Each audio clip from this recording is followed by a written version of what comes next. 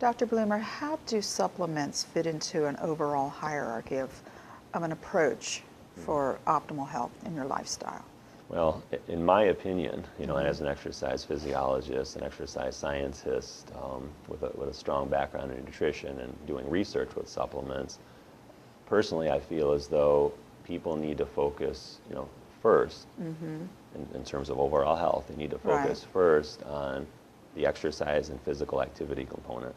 So people need to be as physically active as they can be, given their lifestyle and whatever limitations they may have. And within the physical activity component, they need to perform regular structured exercise. And that hopefully will involve both aerobic exercise or cardiorespiratory exercise, as well as resistance exercise, i.e. weight training exercise, and preferably flexibility exercise or stretching exercise. And that should be done depending on the individual on most days of the week. So 3 to 5 days per week, I think, would be ideal. To do this every day. Well, depending on, again, the individual schedule, if they could perform aerobic exercise 3 to 5 days a week for 30 plus minutes per day, I think that would be great. If they can perform resistance exercise 2 to 3 days per week for, again, 30 to 40 minutes, depending on what their level of fitness is, I think that would be great. And then flexibility exercise may follow that for 10 or 15 minutes as a, quote, cool down activity. In my opinion, that would be ideal in terms of structured exercise. When we move to nutrition, ideally, I believe individuals should consume, and this is supported by a large body of evidence. Of course, you'll have other individuals that have their take on it. This is simply my opinion. I would suggest individuals consume multiple, frequent, small feedings throughout the day, i.e. 5 to 7 smaller meals throughout the day. Each of those meals hopefully should be macronutrient balanced in terms of protein, carbohydrate, and fat. Each of those meals should hopefully have good quality protein, lean meats, chicken, fish, lean red meat on occasion I think is just fine. Egg whites, cottage cheese, those sort of things from a protein source, or perhaps a protein powder if they wanted to use that. From a carbohydrate source, fruits, vegetables, whole grains, brown rice, barley, oats, etc. And from a dietary fat source, hopefully the good healthy fats, the omega-3, omega-6 fatty acids, the nuts, the seeds, the natural peanut butters and nut butters, the avocado, olive oil, flaxseed oil, borage oil, those sort of things from a fat point of view.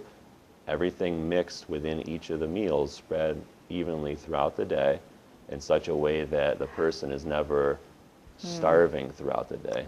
Because when you're hungry, you don't really have the mindset to make the appropriate choices. You're going for instant gratification. Whatever's there, you're going to eat it, and you're probably going to eat more of it than you would if you had eaten those several smaller meals throughout the day. Well, that sounds so disciplined. I see people wanting to supplement instead of doing that. And can that happen? Can that help? Yeah, and that's a good point, and you're right. It requires a significant amount of planning and discipline. And we both know, I think, and would agree that discipline is severely lacking in our world today, whether it be related to exercise or diet or... But we're pleasure-seeking, pain-avoidant creatures, I mean, the supplements will help, but in my personal view, I think if people would adopt the physical activity and exercise approach, the dietary approach, similar to what I just described, that's likely going to account for 95+% of their overall health and physique success. I really strongly believe that. The dietary supplements, aside from things like meal replacement powders, which they have some really good ones on the market today, some protein powders that you may mix into a blender drink with fresh fruit, with oats, with flaxseed oil that could comprise one of those 5 to 7 meals, that's a bit different because those are macronutrients. I'm talking now the micronutrients, the trace nutrients that you see within the dietary supplement category.